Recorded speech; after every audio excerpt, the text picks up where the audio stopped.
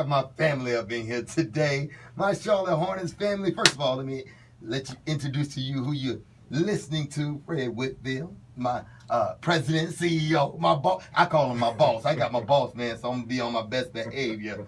Also, we got attorney Andrew Murray. He's the U.S. attorney. And Schmitty, agent 89, Pro Bowler, Charlotte legend, is in the building from the Carolina Panthers. Welcome you guys to the show. How y'all doing? Doing well, Doing thanks. great. Good. I'm so excited about Saturday. We have something big going on. Fred, I'll let you jump it off and tell us about it. You know, Fly, we're so excited that Steve Smith is going to allow us to honor him in his great Pro Bowl career. We think he's arguably the greatest player to ever wear Carolina Panthers uniform. Come on. And to be able to celebrate not only his great accomplishments on the field, but also the great work that a lot of people in our community don't know that he does is something that we really wanted to focus on and highlight with him. And as we met with Steve and talked about our vision on how we could lift him up and have the Charlotte community celebrate his playing career, he really wanted to focus on the things that he and his family are doing out in our community to try and make this a better place to live, work, and play. And so we worked together collaboratively to come up with a plan that we could really focus on domestic violence and all the bad things that causes, not only in our community, but across the country. And so as we programmed this night, we wanted to really make sure that we spent a lot of time highlighting just what an epidemic domestic violence has become. And we're thrilled that we're going to be able to do some special things to create a very unique bobblehead that'll be one of a kind for the first 7,500 people that walk through our doors.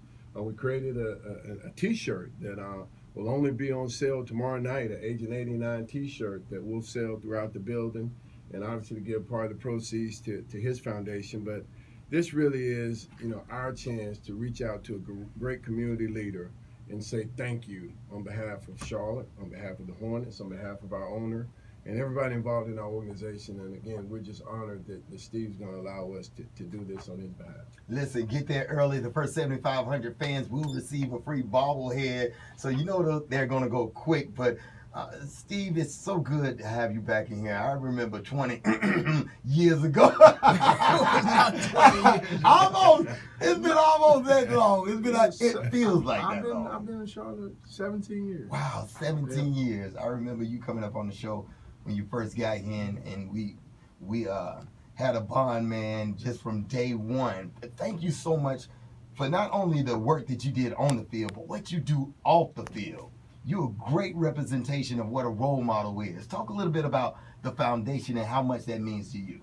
Well, the foundation was really started because my mother is a survivor of domestic violence. And so I had to seek the permission to be able to speak out for her and be able to tell her story, because it was a secret in our family for an extremely long time. Yeah. It wasn't my father, so that wasn't the reason why. It was just she didn't feel comfortable, thinking about her son, who he is, and going out saying what she went through and having to deal with being looked at from coworkers and some of that stuff. And now with the ability to speak out, it's really been an advocate for her and something that she's actually proud of to be able to say and talk about versus hiding it. Yeah. And so that's really why the foundation started. And it was something I've always helped around in Charlotte and other organizations, but sometimes it's hard when you're checking off a box for you, but it's something that's very intimate for the person that's running the organization, like the founder. And so for me, I wanted to do something that was more something that when I got tired, I was doing it more than for the accolades or more than for something else. It was something that was very much embedded in who I am, what I experienced. And so the days that it's kind of tough, it's like, well, you're doing this because you don't want the next young man to vision and see and to go through the things that I saw my mother go through as a young man, and the vivid memories that and the imagery that I can play in my head, even at soon to be 39 years old. Yes. I can still see her being beat and still see her being talked about. And so for me, I still, being transparent, still see counseling, because the imagery is constantly in my head. Yeah. And so when I see a family, I know I don't see that family because I feel bad for them. Yeah. I know exactly what that young man or that young lady is dealing with, and I also know how that mother feels, because I remember hearing my mom scream and cry and feeling shattered, you know, and feeling unworthy and not important enough.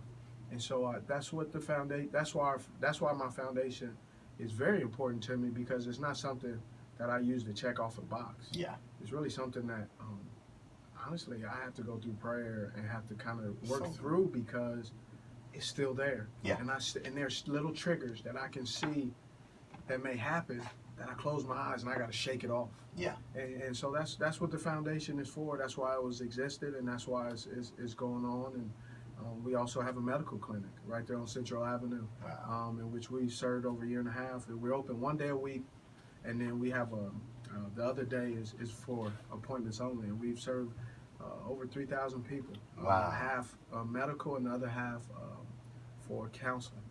So it's something that's really important and embedded in me, because I know the wounds that I have and I experience, and I know how hard it has been to shake those wounds.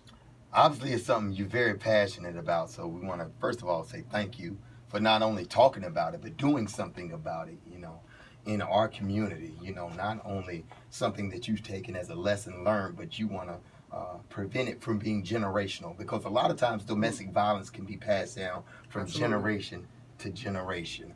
Attorney, how you doing, Attorney Murray? I'm well. Good to talk to you. Good. Again, right? Go ahead, leave that alone. Y'all was just meeting last week. What made you want to get involved with such an important issue like that? I couldn't be more thrilled to be here. Steve just told you about the impact to his family and life. And Steve is one of thousands in our community and millions across this country that are suffering from domestic violence in some way. Domestic violence is an epidemic. It causes numerous murders here in our community and across the nation, and devastation to families and devastation to children. And many of the statistics show that once children see and view domestic violence, that they're more susceptible to domestic violence. So it is something that we need to put a spotlight on, and Steve is doing that in the Hornets. I'm thrilled to be part of that. We need awareness. We need people to speak out when they see it, when they see things that they're not used to seeing, when they're seeing somebody be despondent around a significant other, or they see bruises that should not be there. They need to reach out and call professionals so that we can get help, so we can get intervention, so we can make a difference in people's lives early. Yeah. And so that's what his foundation is about, helping, and I couldn't be more thrilled to be part of highlighting his foundation.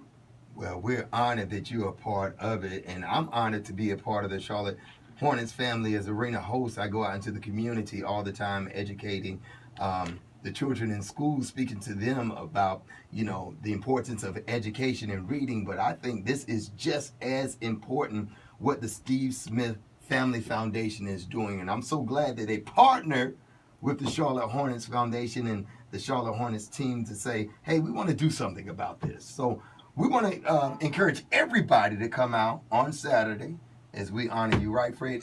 Yeah, and you know, we've got an early start time, 5 p.m. tomorrow, which will be great because there'll be a lot of kids in the crowd, a lot of families there. We still have tickets available on Hornets.com. And it's just going to be a fun evening, a great celebration of Steve's career, but also a way for us to take a step back and look at a very, very serious epidemic, as Attorney Murray said, that's out in our community and across the country. And working with Steve and knowing and hearing his personal story is something that I think our community should really take a good hard look at how they can reach out and assist as well in this horrible area of domestic violence. Fans are also encouraged to participate in the Text to Give campaign, texting 3 seconds to 71777 to signify that every 3 seconds a new victim of domestic violence happens right here in the U.S. You know, Steve Smith, man, thank you for being in here today. Now, we may need some help on the court. I got a story that you might not remember. That game was terrible. At the old Coliseum, this is way back in the day. Do you remember when you got on the court and shot that three-pointer? This was, oh my gosh.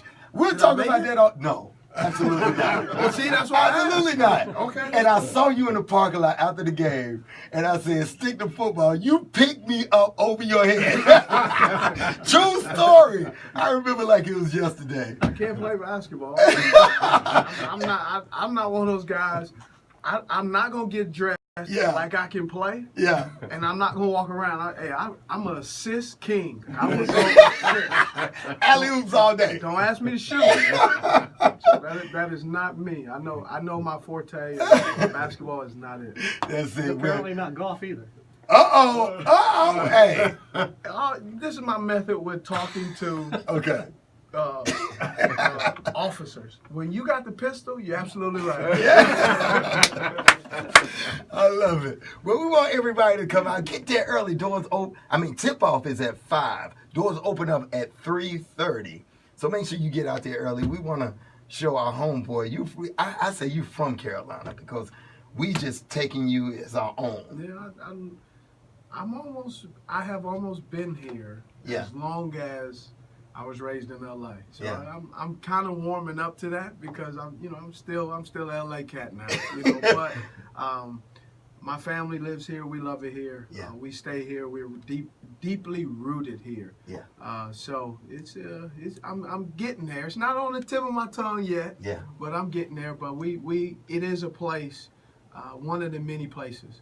If you have lived life, there are always going to be not just one place. There are going to be multiple places that you call home because there are significant points in your life. And so Charlotte is one of those places. And you're not one of those guys that just retire and sit at home.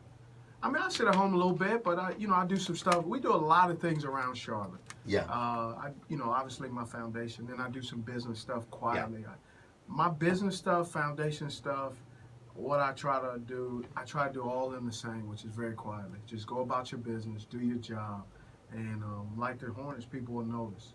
I feel like sometimes if you put too much out there, you can never live up to that expectation. But if you just kind of, you just chop wood, you're right there and just keep chopping that wood, and next thing you know, you look up, man, you got a nice little pile, and so that's what we're trying to do. Future NFL Hall of Famer, have you embraced that yet? One of the best that ever played the game. Come on. I'm still on my knees praying about that, making sure, hoping. I don't hope it's going to happen. It is hope, man. I'm hoping that it'll happen because, But what I've always said, even with like a Super Bowl. Yes. You win a Super Bowl, you lose a Super Bowl. You become a Hall of Famer, you don't. That Spectrum bill still's gonna come. Hey, congratulations. You owe us $100.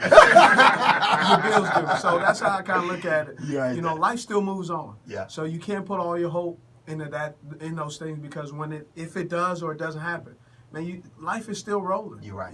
Still things are going on. There's still bills need to be paid. There's still lunches need to be made, and there's still, in my case right now, there's still carpools to sporting events and kid activities that still need to be filled out, and that's what I'm doing. There you go. Well, thank you for your service. Thank you for your humility. You serve so unselfishly. So we honor you for that, and you'll get all the love this Saturday at the Spectrum Center. Any last words, gentlemen? No, I'd just like to, again, say thank you so much to Steve and his family for allowing us to be a part of your family for one special evening tomorrow night. But we're really looking forward to doing great work out in the community and being your partner, especially in the area of domestic violence. Thank you. Murray, Attorney Murray. I would say the thing, I'm thrilled that Steve steps up and for this community and what he means to this community and for domestic violence victims across this community. Thank you so much, Steve. Any last words to your Charlotte family? Ice up. Ice up. Hey, man, that bobblehead really looked like you, too, man. I appreciate it. It looks gorgeous. Thank you so much for being part of B101.9.